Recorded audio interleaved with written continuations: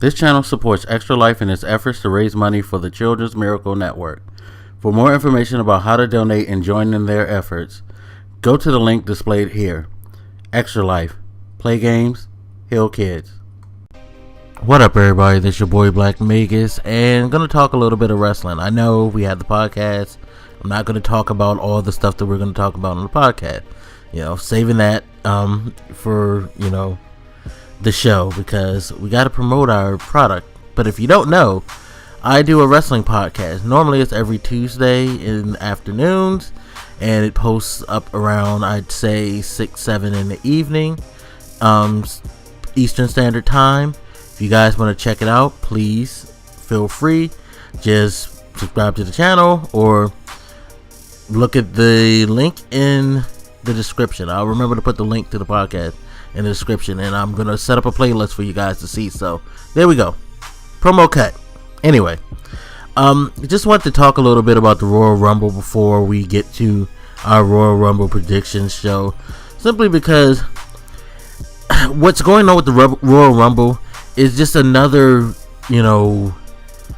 it's another example of how bad WWE has gotten when it comes to storytelling and setting things up.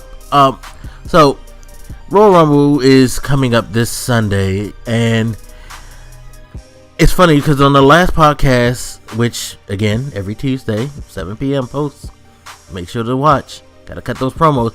This is in honor of Triple H and this whole $9.99 thing, by the way. So don't be surprised if you hear me mention the podcast in a couple of times, because this is paying homage to the whole WWE Network thing, which I may have to reinvest in, only because I really want to see the pay-per-view, but I don't want to wait and see a repeat somehow, anything like that.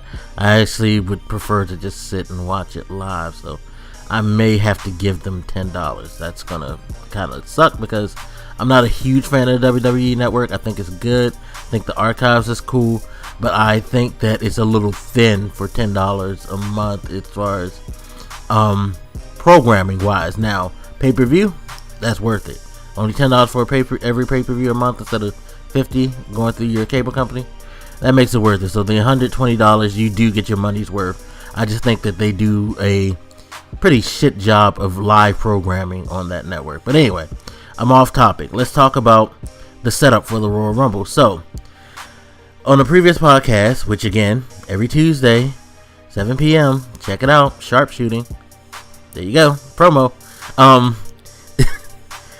We were talking about how there was really no matches set up, and now all of a sudden there's matches. And I have a big problem with that. By the way, if you're watching the video, just see how wacky this game is at randomly picking people and selecting people for the damn final 3 of the Royal Rumble. It's so crazy how this game simulates the Royal Rumble. I swear I laugh every time I do it. But let me stop getting off topic. Okay, so we were talking about it, and I was talking about how it's crazy how there's no matches set up, and now all of a sudden there's a ton of matches set up, which have no storyline, no real direction or anything like that. And a lot of the matches that you're going to see, it's rehashed. It's going to be repeats of things that we've seen and we're probably really, really tired of, like the Usos versus the Miz and Mizdow. Like, seriously, aren't we tired of that? This is why I need them to get the Ascension, to catch on with people more. Speaking of which, they have a match against the New Age Outlaws after that whole big, deal on Raw with the Legends and stuff like that.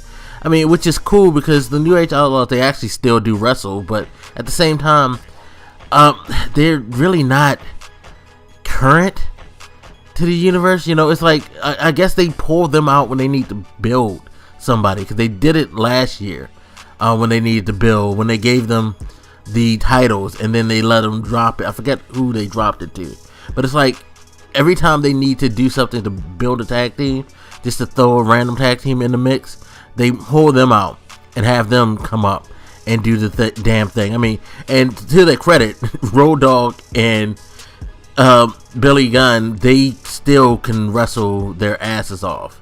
You know, that's why they work down at the development center and help all those younger guys, because they still can work. They're still a really good working tag team.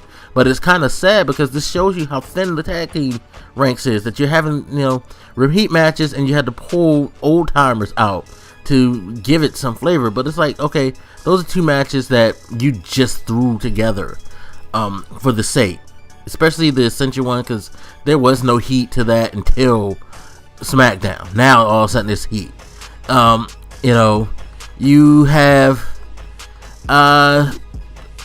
the Paige, Natalya, the Bella Twins thing. Okay. The New Day, Cesaro, Kid, and Rose. Okay. Then you have the championship match, and then you have the Royal Rumble. Now, the Royal Rumble and the championship match have always been there, but it wasn't until this week that the others have came. Okay, so out of all of those other matches that I've announced, the Paige, Natalya, Bella's thing, they've kind of developed over the last couple of weeks. And I will say that the New Day thing with Rose and Cesaro and Kid, they've kind of developed that. But at the same time, they don't really have heat. And then the rest they just threw in because they didn't know what to do. They could have done some other stuff in there. Problem I have is just that WWE, they just don't know how to carry storyline. I mean, there's a lot of things, like, as tired as I am of the Bray Wyatt Dean Ambrose thing, that was probably the best example of how to execute a story, in the sense that it grew on for a good while. Then, you know, they focus on these two for a while and kind of built a relationship between them. I think they overdid it with the matches though, because it just became pretty much a let's see how crazy these dudes can be in the ring type of deal. But at least they attempted to give some type of story to this. You know, of course now it's dropped, but you know, at least they tried. I mean, it was an effort. It's more of an effort than I see now. You know, and you know, sadly, I have to say the Usos thing, probably the only other real attempt of a story, which saddens me because it's a very poor story. It's sad, and it just shows how bad the tag team division is. I need WWE to build better stories within the universe, to make us care just a little bit more about what's going on with these matches. Like just about all of these matches outside of the championship match in the Royal Rumble, how much do we really care? That's what I would like to know from you guys. How much do you even care about these? What do you think WWE has done to make you feel like any of these matches are significant?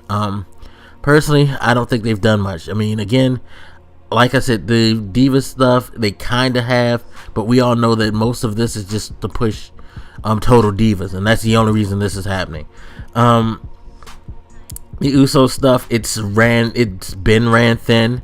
You know, they can't keep fighting just The Miz and Mizdow for the belt. Someone out there, the belts are like laughable. And then you have to think, why aren't there any other championship matches? I don't care if the other champions are in the Royal Rumble. Hell, the Usos are in there. I think the Miz and Mizdow are in the Royal Rumble. They're fighting. I'm sure Cesaro, Kid, Rose, and the New Day are in the Royal Rumble. They're fighting. Why aren't the other champions fighting? Instead of, like, you know, these non-title matches, why don't you just put the other title matches? I thought Royal Rumble was supposed to be one of your biggest pay-per-views. Shouldn't you have your biggest matches in there? Instead, you got a bunch of clown matches, the championship, and then the Royal Rumble. That's lame. That's fucking lame. Get your storytelling together. Get your writers together and fix this. It's laughable. If it wasn't for the abilities of a lot of these wrestlers, in-ring work, WWE would be like up shit's creek, because that is probably the biggest reason to watch is to see the performances in ring. The outside of the ring storytelling shit, fucking laughable. It's goofy. But then I have an old school mentality, so perhaps that's why it is to me. I don't know. Maybe this is what people want now. Please, someone let me know. But anyway, just wanted to touch on that. Again, make sure to follow the podcast. That's every Tuesday around 7. It posts, Sharpshooting, a wrestling podcast with me and my boy Gaming Enclave, doing our podcast talking about WWE, Raw, and just giving our opinions on different things going on in the WWE universe. Okay? There we go. Last promo. Alright, y'all. I'm out of here. As always, hit me up. Let me know what you think. And I'll holler at you later. Enjoy the goofy ending. This your boy Black Makers, and I'm out. Deuces.